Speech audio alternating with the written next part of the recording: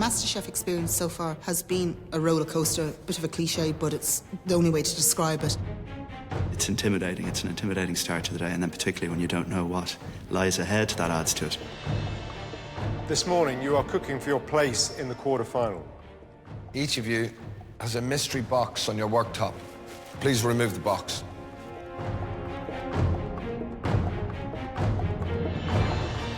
When I lifted my box and saw the pasta machine, my heart sank a bit. Pasta inspires passion, simplicity, and versatility. We are providing you with an open pantry of excellent ingredients. You have 90 minutes to choose those ingredients and to cook one dish. We need you to take all that you've learned and cook us something with flavour, elegance, and refinement. At the end of today, 2 of you will be going home. I'm nervous because I know 2 people are going home, so stakes are high. Your 90 minutes starts now. Even as they enter the pantry, these potential quarter-finalists have different levels of confidence about the pasta challenge. I was thrown off. I think I came in today just absolutely certain I would be doing a dessert. So when the mystery box threw up a pasta machine, it kind of threw me off.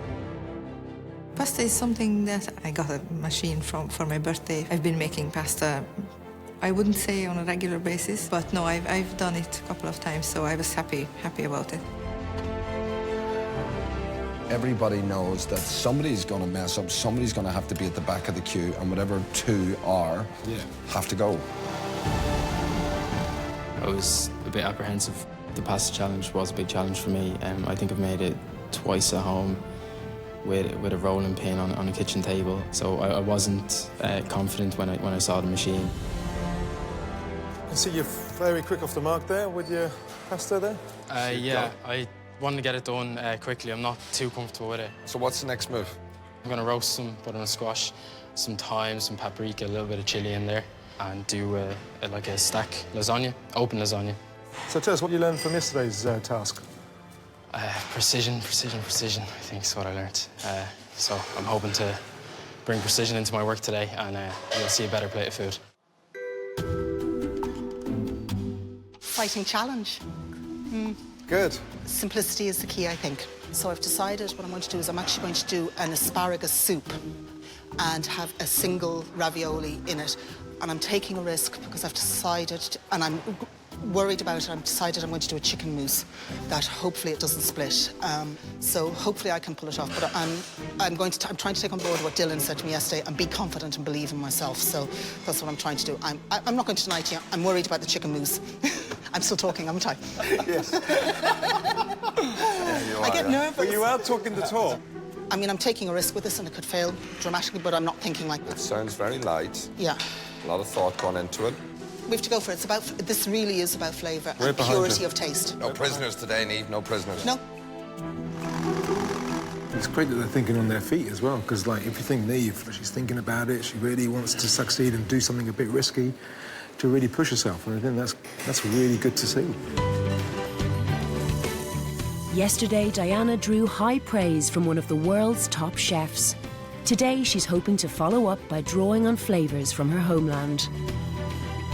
Because I haven't been able to show anything from my Hungarian roots, I'm going to try to do a typical sauce which we use for pasta. It's a roast tomato, pepper, garlic, flavoured with some pre-fried bacon. So how Mama used to make?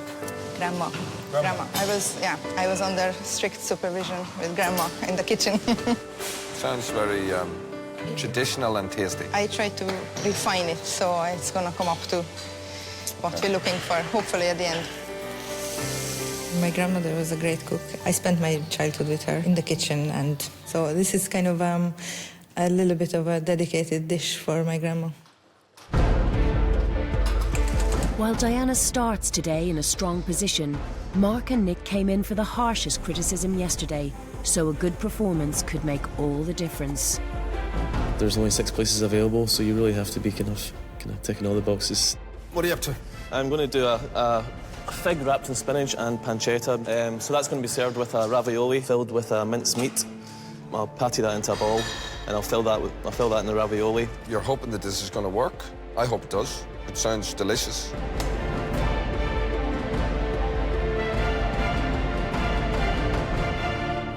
really, really emotional. I am literally on the brink of bursting into tears all the time. What are you doing? I'm making an egg inside the ravioli. And I have some smoked salmon and cream cheese and lemon here that I'm going to pipe in a circle and put the egg yolk in the middle and cover it and cook it. So it's a little bit risky, but it's really delicious. Incredibly risky. Yeah. So quite a technical ravioli. Yeah. It is, Yeah, I'm hoping it shows off what I can do.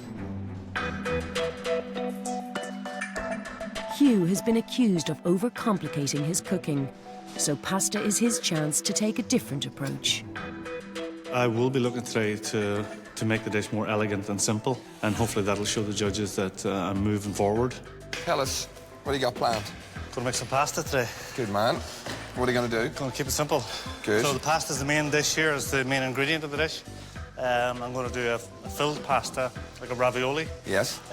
With roasted butternut squash and some soft cheese. OK, so you're confident you can get that pasta thin enough? Yeah, I can get it right down to the low setting. It should be OK.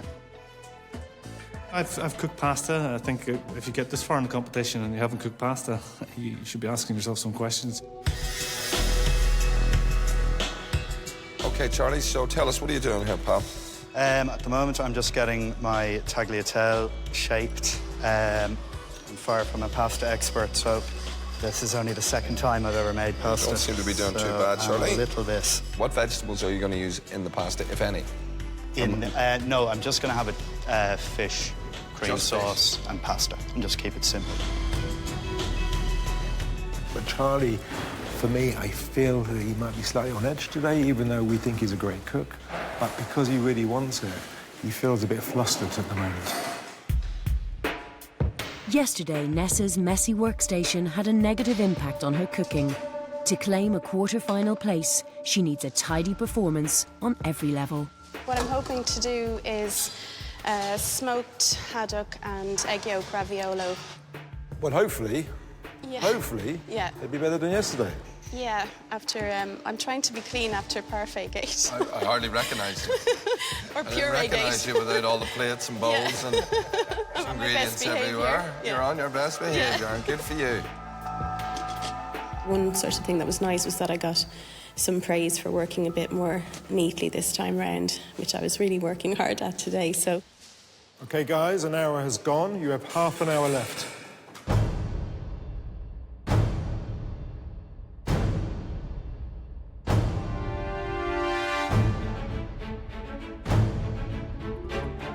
If you can't execute simplicity, you can't do complex. No. The only problem I feel is that if things don't go their way because they're working with an ingredient as simple as pasta, it could equate to, you know, not executing things as well. Yeah, and of course, how many times have we down on this road that we generally believe that we're going to get a great plate of food, and then at the last sort of 5 to 10 minutes execution, it all falls down because the panic sets in. It's just trying to get the best pasta I can because it is a pasta challenge, so if the pasta's not good, there's a problem. I'm confident I'll get there. I'm confident I'll get there.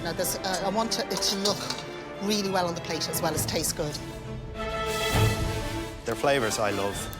It's food I like. I'd eat it. Hopefully the guys will. Under pressure, time went by unexpectedly. Okay, guys, 10 minutes left. You got 10 minutes left.